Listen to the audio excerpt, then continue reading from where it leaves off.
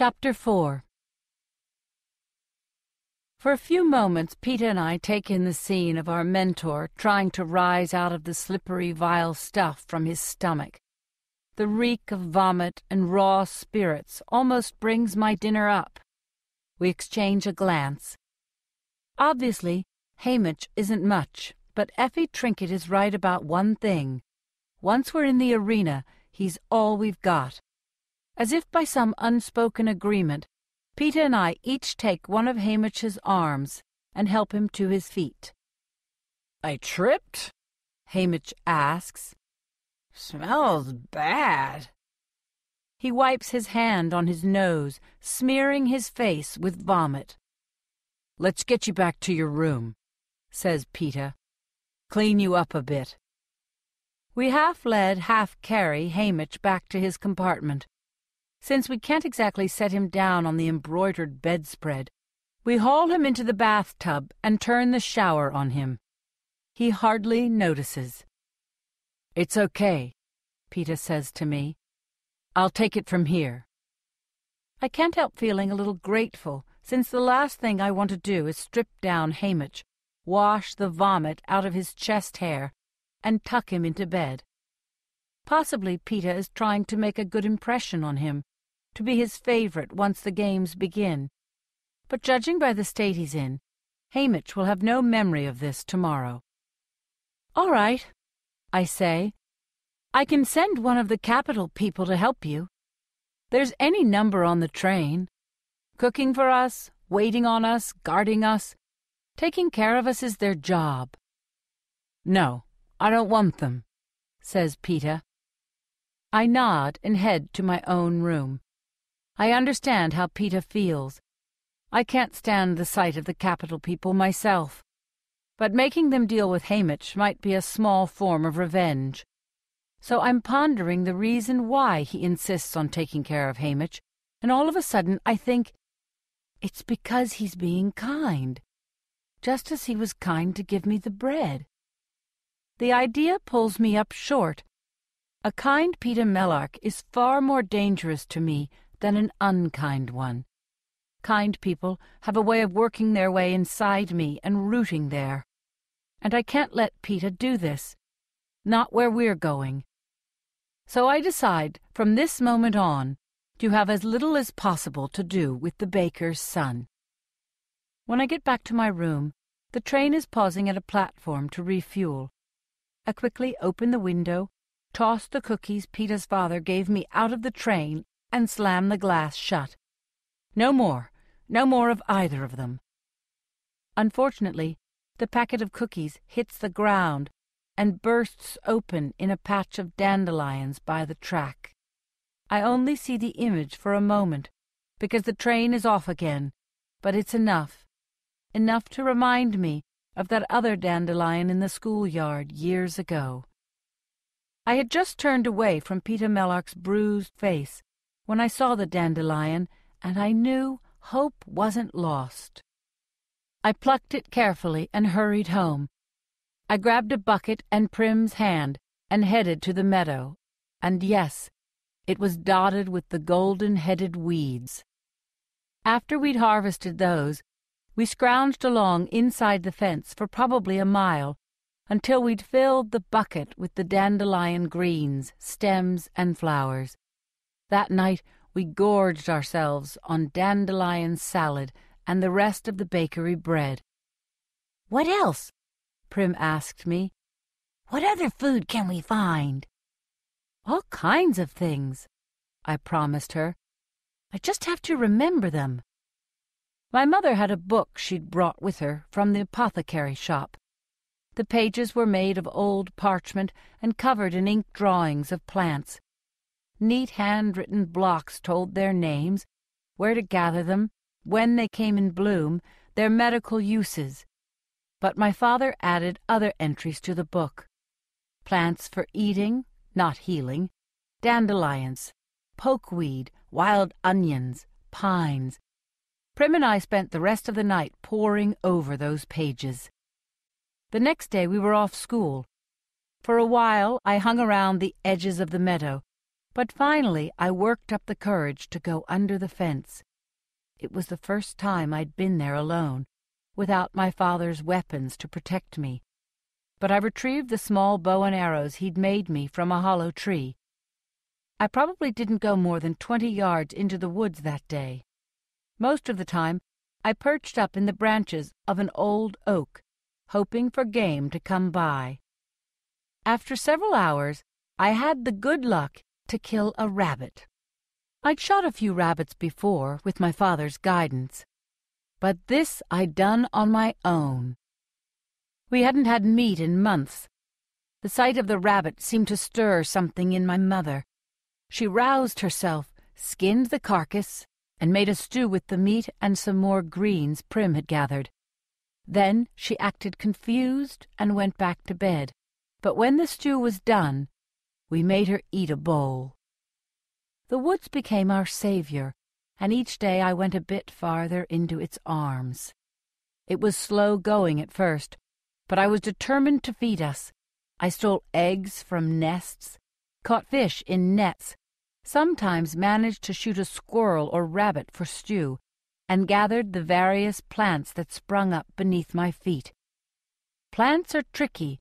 Many are edible, but one false mouthful and you're dead. I checked and double-checked the plants I harvested with my father's pictures. I kept us alive. Any sign of danger, a distant howl, the inexplicable break of a branch, sent me flying back to the fence at first. Then I began to risk climbing trees to escape the wild dogs that quickly got bored and moved on. Bears and cats lived deeper in, perhaps disliking the sooty reek of our district. On May 8th, I went to the Justice Building, signed up for my tesserie, and pulled home my first batch of grain and oil in Prim's toy wagon. On the 8th of every month, I was entitled to do the same. I couldn't stop hunting and gathering, of course. The grain was not enough to live on, and there were other things to buy, soap and milk and thread. What we didn't absolutely have to eat, I began to trade at the Hob. It was frightening to enter that place without my father at my side, but people had respected him, and they accepted me. Game was game, after all, no matter who'd shot it. I also sold at the back doors of the wealthier clients in town, trying to remember what my father had told me and learning a few new tricks as well. The butcher would buy my rabbits, but not squirrels. The baker enjoyed squirrel, but would only trade for one if his wife wasn't around. The head peacekeeper loved wild turkey. The mayor had a passion for strawberries. In late summer, I was washing up in a pond when I noticed the plants growing around me. Tall with leaves like arrowheads, blossoms with 3 white petals. I knelt down in the water, my fingers digging into the soft mud, and I pulled up handfuls of the roots. Small bluish tubers that don't look like much but boiled or baked are as good as any potato. "Katniss," I said aloud. "It's the plant I was named for." And I heard my father's voice joking, "Long as you can find yourself, you'll never starve." I spent hours stirring up the pond bed with my toes and a stick, gathering the tubers that floated to the top. That night we feasted on fish and Katniss roots, until we were all, for the first time in months, full. Slowly my mother returned to us. She began to clean and cook and preserve some of the food I brought in for winter. People traded us or paid money for her medical remedies. One day, I heard her singing. Prim was thrilled to have her back, but I kept watching, waiting for her to disappear on us again. I didn't trust her, and some small gnarled place inside me hated her for her weakness, for her neglect, for the months she had put us through. Prim forgave her, but I had taken a step back from my mother, put up a wall to protect myself from needing her, and nothing was ever the same between us again. Now I was going to die, without that ever being set right. I thought of how I had yelled at her today in the Justice Building. I had told her I loved her too, though, so maybe it would all balance out. For a while I stand staring out the train window, wishing I could open it again, but unsure of what would happen at such high speed. In the distance, I see the lights of another district. 7, 10, I don't know. I think about the people in their houses, settling in for bed. I imagine my home, with its shutters drawn tight. What are they doing now, my mother and Prim? Were they able to eat supper? The fish stew and the strawberries? Or did it lay untouched on their plates? Did they watch the recap of the day's events on the battered old TV that sits on the table against the wall? Surely there were more tears. Is my mother holding up, being strong for Prim? Or has she already started to slip away, leaving the weight of the world on my sister's fragile shoulders? Prim will undoubtedly sleep with my mother tonight. The thought of that scruffy old buttercup posting himself on the bed to watch over Prim comforts me. If she cries, he will nose his way into her arms and curl up there until she calms down and falls asleep. I'm so glad I didn't drown him. Imagining my home makes me ache with loneliness. This day has been endless. Could Gail and I have been eating blackberries only this morning? It seems like a lifetime ago, like a long dream that deteriorated into a nightmare. Maybe, if I go to sleep, I will wake up back in District 12, where I belong.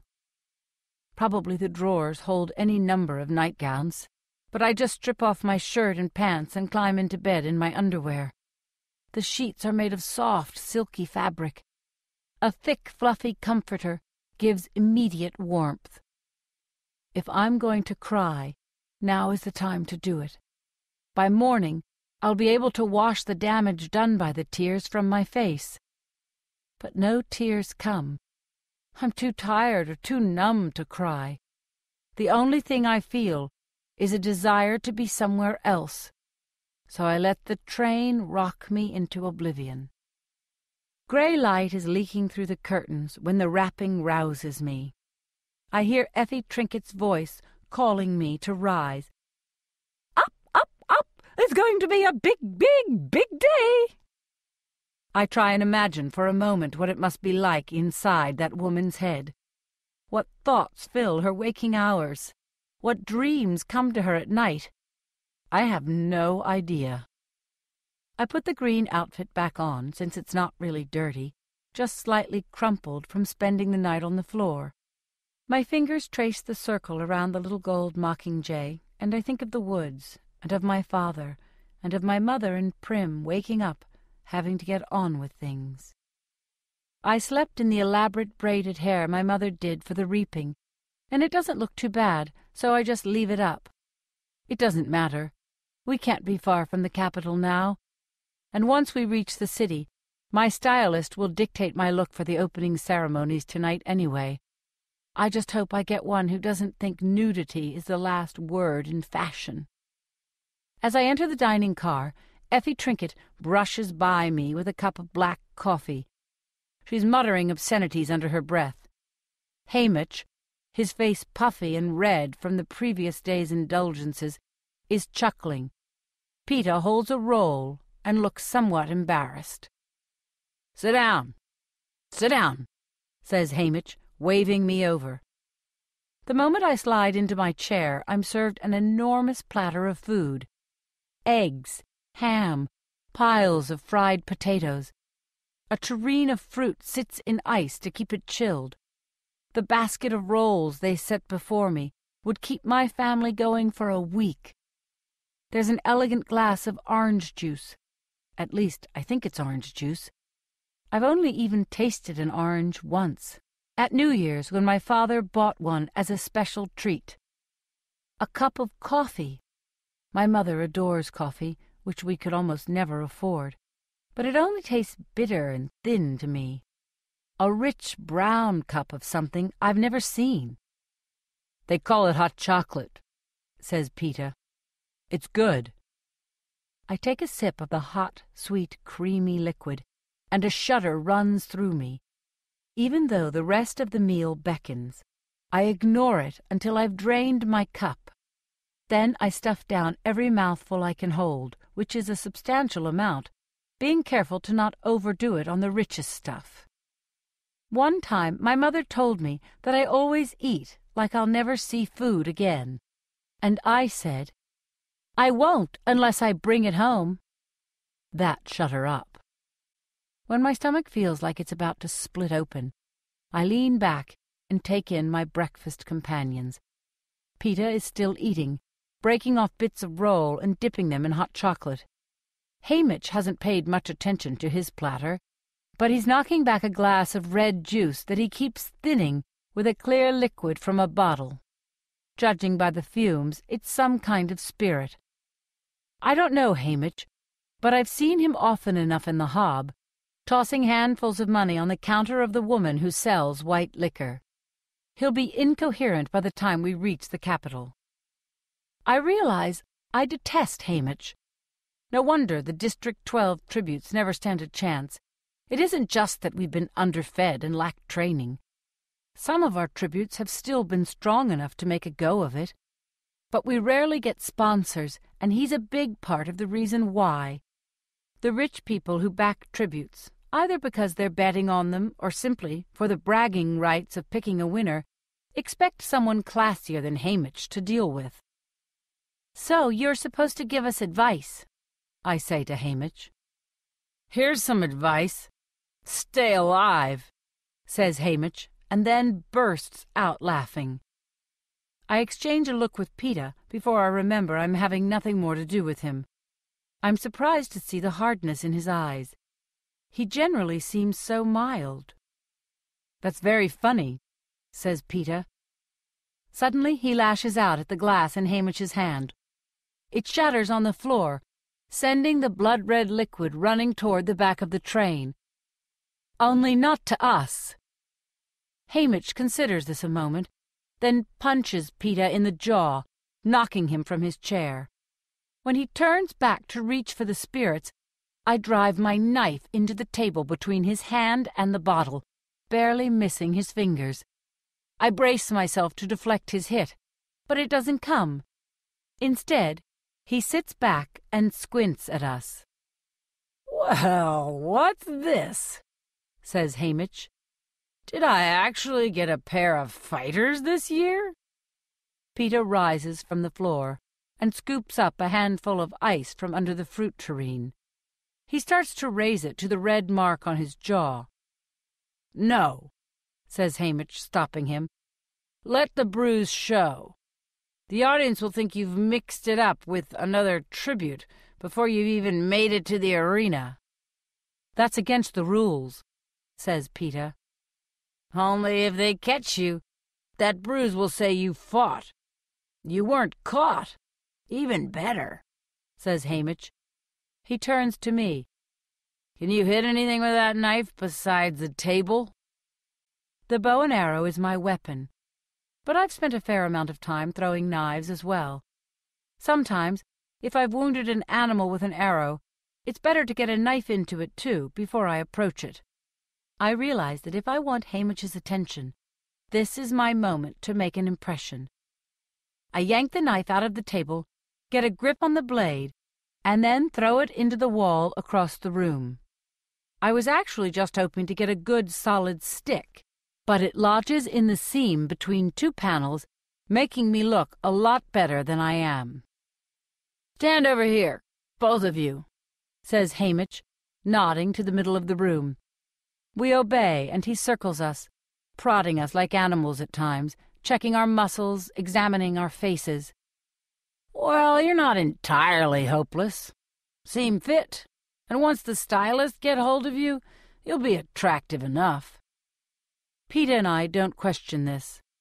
The Hunger Games aren't a beauty contest, but the best-looking tributes always seem to pull more sponsors. "All right, I'll make a deal with you. You don't interfere with my drinking, and I'll stay sober enough to help you," says Hamish. "But you have to do exactly what I say." It's not much of a deal, but still a giant step forward from 10 minutes ago when we had no guide at all. Fine, says Peter. So help us, I say. When we get to the arena, what's the best strategy at the cornucopia for someone? One thing at a time. In a few minutes, we'll be pulling into the station. You'll be put in the hands of your stylists. You're not going to like what they do to you, but no matter what it is, don't resist, says Hamish. But, I begin. No buts. Don't resist, says Hamish. He takes the bottle of spirits from the table and leaves the car. As the door swings shut behind him, the car goes dark. There are still a few lights inside, but outside it's as if night has fallen again.